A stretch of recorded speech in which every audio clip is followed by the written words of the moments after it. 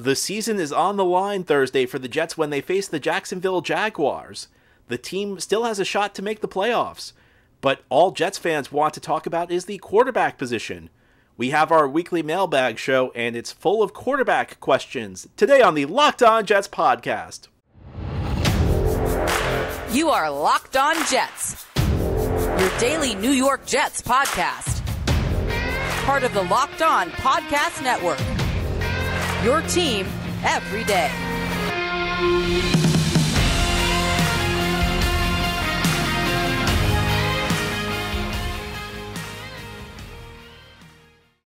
Welcome. This is the Locked On Jets podcast, part of the Locked On Podcast Network, your team every day. It's Wednesday, December 21st, 2022, and I'm your host, John B. from GangGreenNation.com, thanking you for making the show your first listen or first watch every day. This podcast is free and available on all platforms, including YouTube. If you like what you see or hear, hit the subscribe button where you're watching or listening so that you'll never miss an episode. If you're listening on a podcast source, please give the show a 5-star review. If you're watching on YouTube, please give this episode a big thumbs up. These things help the channel out and help other Jets fans find the podcast. Today's episode of Locked On Jets is brought to you by Ultimate Football GM. Ever dreamed of becoming an NFL GM and managing your football franchise? Then this game is definitely for you. To download the game, just visit ultimate-gm.com or look it up on the App Store. Our listeners get a 100% free boost to their franchise when using the promo code LOCKEDON, all caps, in the game. Well, today is Wednesday. We have our weekly mailbag show. The Jets have a big game tomorrow against the Jacksonville Jaguars on Thursday Night Football right before Christmas, but all of our weekly mailbag questions, almost all of them at least, are on the quarterback position. So let's jump right in. And our first question is about what the Jets will do this offseason. I think that JD has done a really good job rebuilding the team, but he really needs to get the quarterback position fixed. Assuming Zach is a bust and Mike White is a little bit better than Pat Ryan in that he plays 2 to 3 games and then the warts come out, aside from Tom Brady and drafting a quarterback, what are the possibilities for next year? Well, this year's not over yet, and Zach Wilson will be starting Thursday night against the Jacksonville Jaguars. The Jets announced that on Tuesday. It comes as no real surprise. If Mike White was not cleared to play Sunday against the Detroit Lions, it was a lot to ask for him to be back on a short week, without much of an opportunity to practice. Because when you play the Thursday night game, you don't get a lot of practice that week.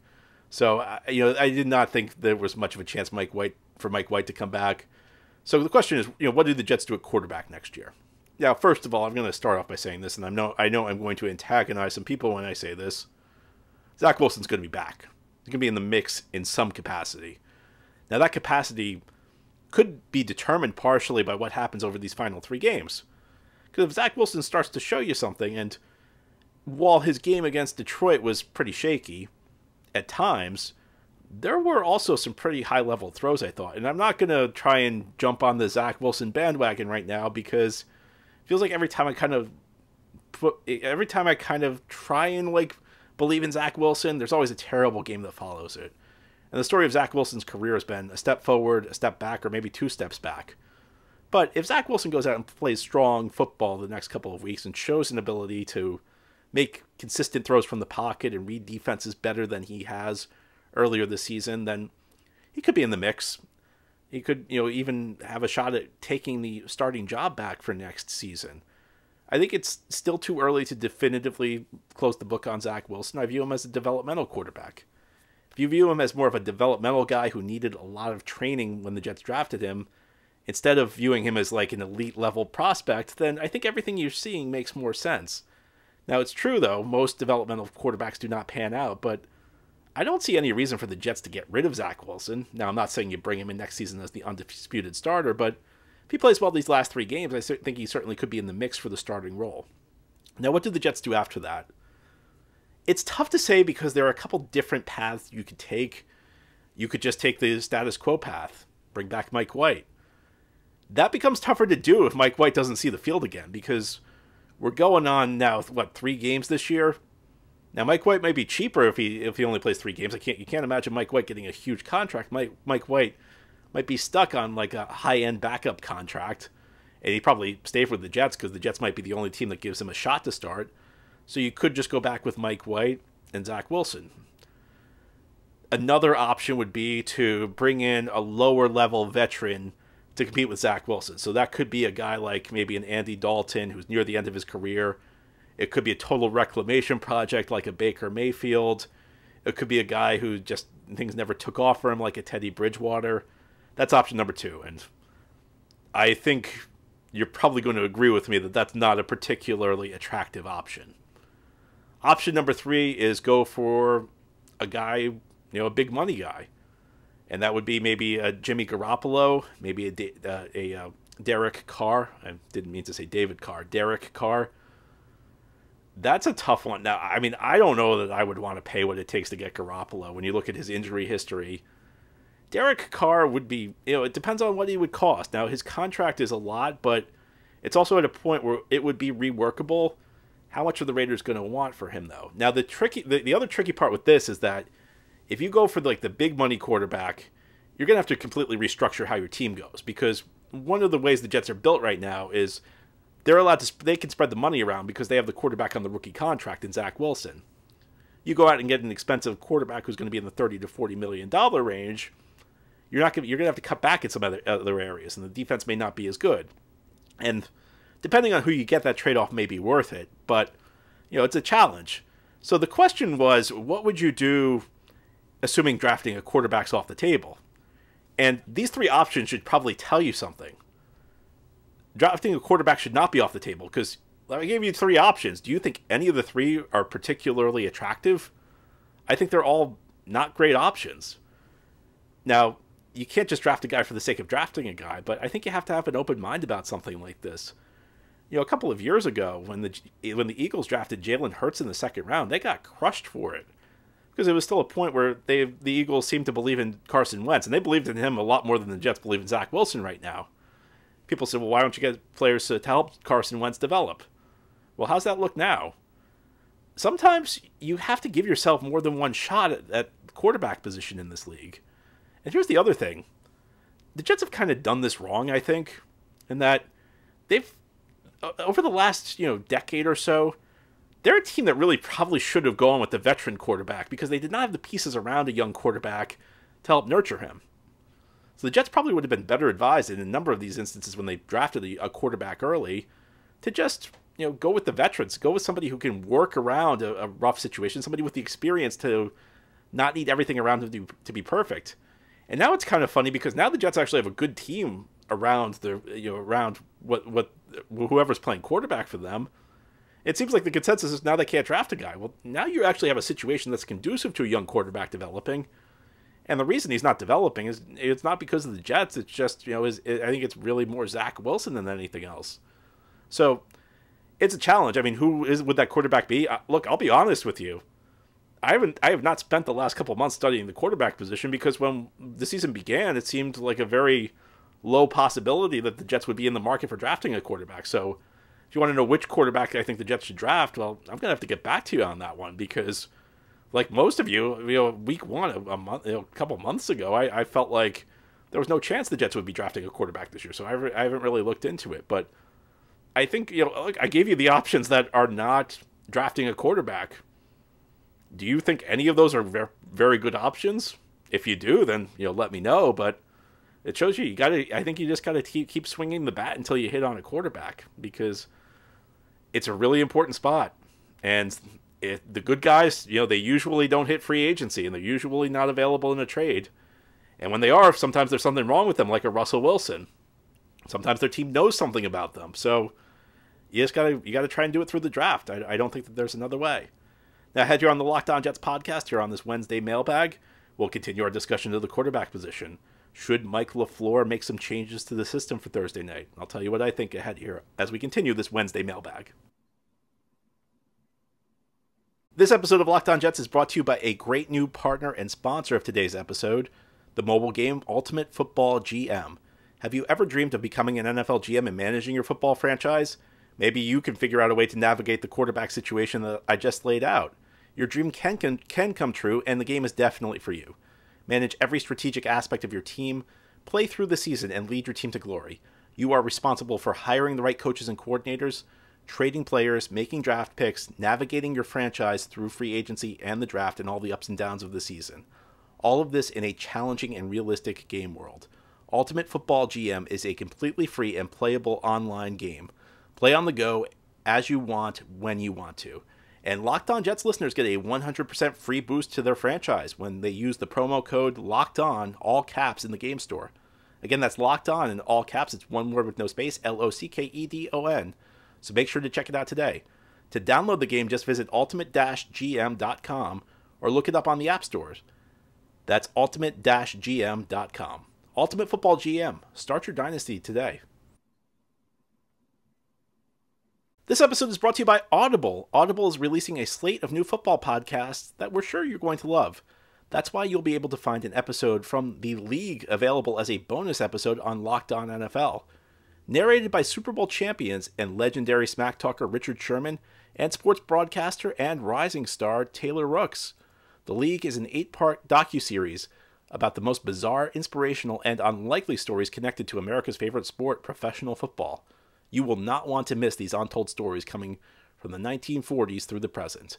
Our bonus episode is called The Way of the Cowboy, and it is the incredible story of how the 1977 Dallas Cowboys brought Bruce Lee's protege to teach their defense martial arts, ushering in a new approach to the way the league trained. Each story offers equal parts history, entertainment, and social commentary. So head over to Locked On NFL for a bonus episode of The League, or catch the full series wherever you get your podcast. Available now. Audible. Get in the game. Thank you again for making Locked On Jets your first listen or first watch every day. This show's free and available on all platforms. We continue our weekly mailbag. I got multiple questions about this. It's about the Jets needing to realize Zach Wilson's not a pocket passer and get him on the move more, and how should they adjust their game plan for Jacksonville to make sure Zach Wilson can get on the move more. And I got a couple things I got to say about this.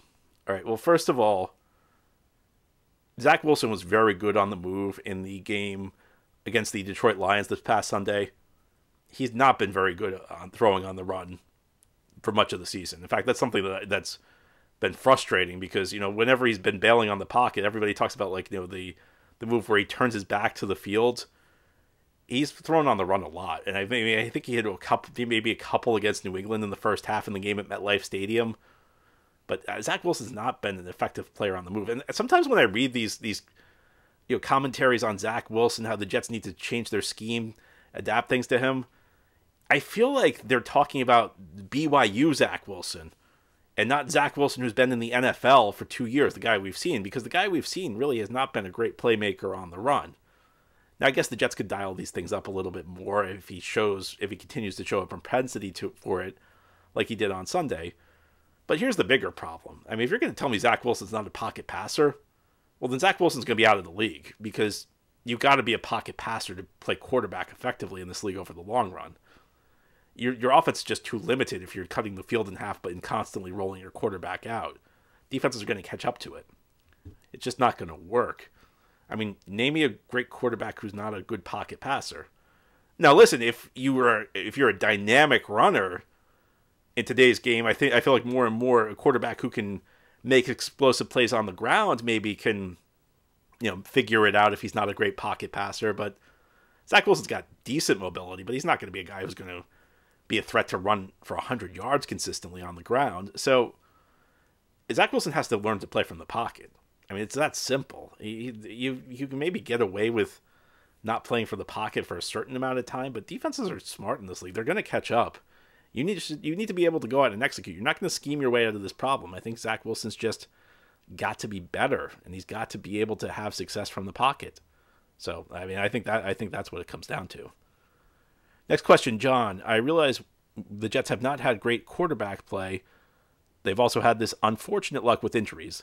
That said, the offense is struggling to score points. This has been an issue regardless of the quarterback or even when they play some bad defenses. What do the Jets need to do to capitalize and increase their scoring? Well, I mean, I think it does begin with the quarterback play, because the quarterback play has been inconsistent all season long. And that's really the first area of issue. The second area of issue is, I mean, look, the Jets have had a lot of injuries. I said this on yesterday's show, when you're shuffling guys in and out of the offensive line, it's not just that you're losing players. It's that you don't develop any chemistry on the line. And that's a spot where chemistry, it's maybe the most important spot on the field as far as chemistry goes. I mean, you could argue quarterback and wide receiver, but that's a tough one. Listen, losing Breece Hall was a huge part of this offense. The Jets probably have more wins right now with Breece Hall in the lineup. So there's some injury issues there. And really, it is the passing game, though. And so I think, you look at all these issues, they go back to the passing game. Because even with Breece Hall, you didn't need to lean on the passing game as much. And the injuries to the offensive line, the inconsistency at quarterback, it's all these things. And I know people want to blame LaFleur. And listen, there are things you can point to with LaFleur. The problem is I feel like people want to put like 70% of the blame on LaFleur, when it's probably more like 10, 15, 20%. Guys aren't executing it well enough on the offensive side of the ball. I mean, to me, that's the big problem. It's not as much about all of this other stuff. Our next question. Saleh speaks more to the press than Woody and Joe Douglas combined. Should Woody or Joe Douglas have to meet the press at least once a month during the season, then whenever both feel like it? The thing is, they don't really have that big of an impact during the season. There are some other sports like, maybe baseball where the GM speaks to the press more frequently. But in baseball, you make more moves there are more trades in baseball. There's more of an opportunity to improve your team. I don't really know what Joe Douglas could say. I mean, if you want Joe Douglas's commentary on what's going on, I guess you could have it. But Joe Douglas doesn't. I mean, the thing about football is, by the time you get to training camp, your team's pretty much set. I mean, there's always a late signing, and maybe there's an in-season trade or two you can make. But it's not like there's a lot Joe Douglas can do to fix to change this team right now. So I don't think it makes that big of a difference. And I certainly don't need to hear Woody Johnson talk. I mean, do you really want to hear Woody Johnson talk more about football? I got to ask. That actually might be my mailbag question. This might be the first time we ever have a dialogue here, because my answer to that question is another question.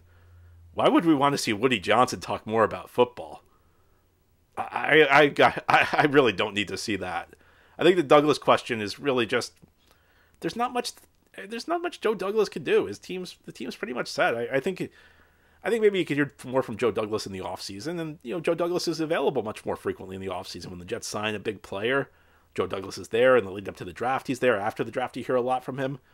But his job's pretty much done after the draft. Aside from, a signing here, a signing there, that's when Saleh takes over. And that's just the nature of the NFL these days.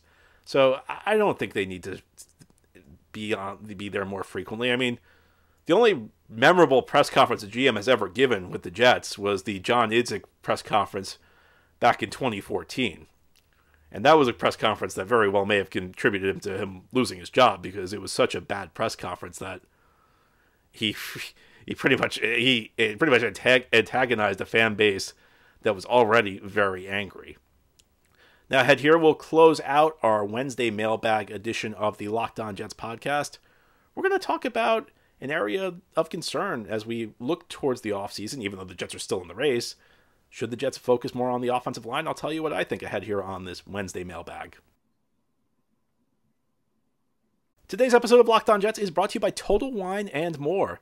This holiday, find what you love at Total Wine & More. With so many great bottles to choose from, it's easy to find a new favorite single barrel bourbon or the perfect gifts for everyone on your list with some help from a friendly guide. And with all the confidence of knowing you found something special for the lowest price, love what you find. Only at Total Wine & More. Curbside pickup and delivery available in most areas. Visit TotalWine.com to learn more. Spirits not sold in Virginia and North Carolina. Drink responsibly. Be 21. This is the Locked On Jets podcast. We are having our weekly Wednesday mailbag show ahead of Thursday Night Football between the Jets and the Jaguars, although based on the questions, it sounds like some Jets fans are kind of giving up on the season because they've been mostly about what we're going to do in the offseason, as is this next one. John, besides quarterback, what are the main areas the Jets need to address or readdress this offseason? Besides Elijah Vera Tucker, would you consider Becton, Fant, or Dwayne Brown a solution or a concern to return?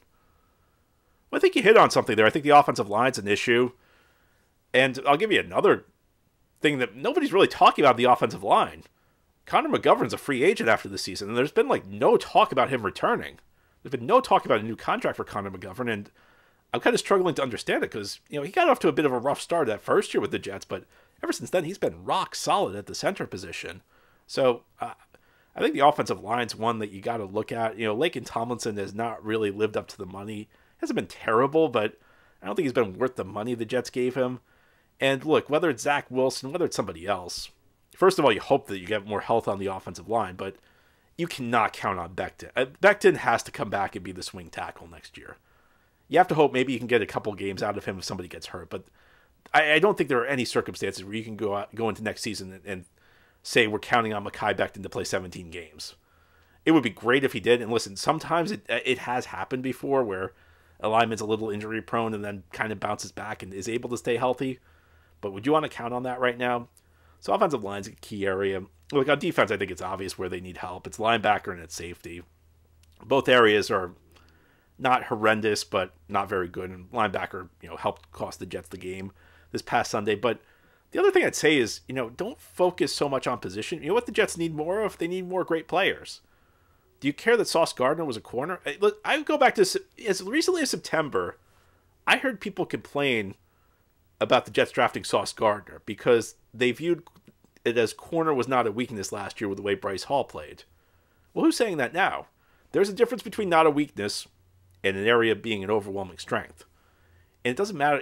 I think sometimes we get a little too concerned about what position the player plays. A great player is a great player. Is the Jets' biggest need receiver right now with Garrett Wilson? No, but if you add a second guy who's dynamic like Garrett Wilson, it'd be great. So, Breece Hall. Now, you run into these things with positional value, but here's the thing about positional value. I think people misunderstand what positional value really means.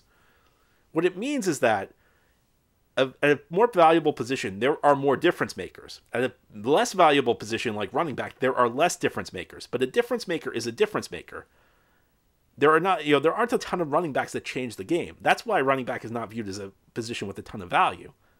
That said, a guy like a Breece Hall makes a tremendous difference. So that's the one thing I think we view it too frequently as what position am I worst at instead of who's the great player that's going to change my team.